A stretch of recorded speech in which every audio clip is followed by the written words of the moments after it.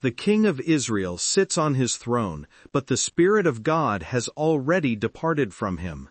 Saul, once tall and promising, now rules in shadow. His disobedience has severed something invisible but essential. The Lord who once chose him has now rejected him as king. In a quiet town called Ramah, an aging prophet kneels in grief. Samuel has loved Saul, he anointed him, he believed in him, and now he mourns for a king who is still alive but already lost. Then the voice of the Lord breaks through the silence. How long will you mourn for Saul, since I have rejected him as king over Israel? The question is not harsh, it is steady. It is a call to move forward. Fill your horn with oil and be on your way. I am sending you to Jesse of Bethlehem. I have chosen one of his sons to be king. Samuel hesitates. He is not a young man. He knows the danger. If Saul hears of this, he will kill me, he says.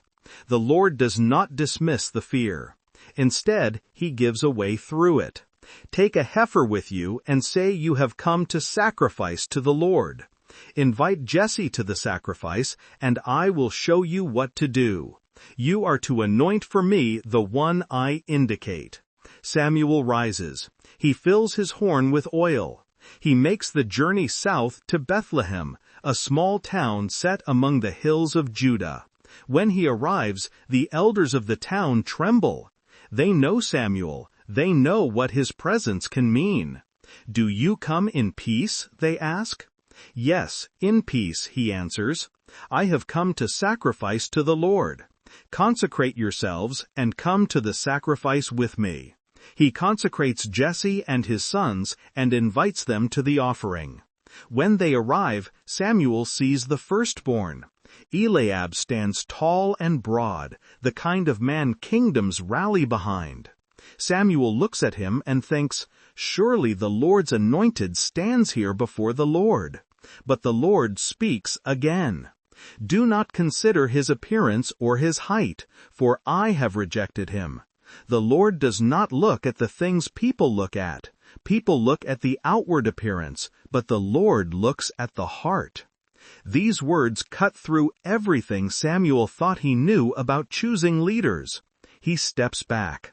Jesse calls his second son, Abinadab. He passes before Samuel. The Lord has not chosen this one either. Then Shammah, nor this one. Jesse presents 7 sons, one after another.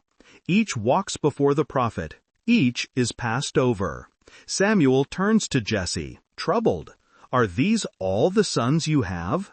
There is still the youngest, Jesse admits, but he is tending the sheep. Send for him. We will not sit down until he arrives.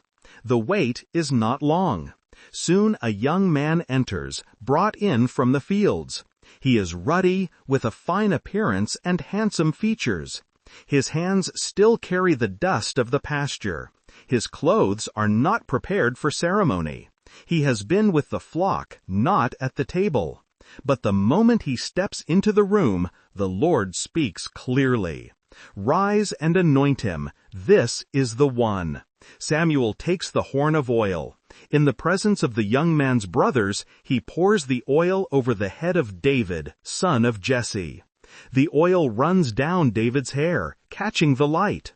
It seeps into his scalp, his skin, his silence. And from that day on, the Spirit of the Lord comes powerfully upon David. No trumpet sounds, no crown is placed. The brothers do not bow. The nation does not know. Saul still sits on his throne, unaware that God has already moved on. But deep in the hills of Bethlehem, something has begun. A shepherd, anointed, the youngest, the overlooked, the one no one thought to call. God does not choose as people choose. He sees what others cannot, and in the hidden places, he begins his greatest works.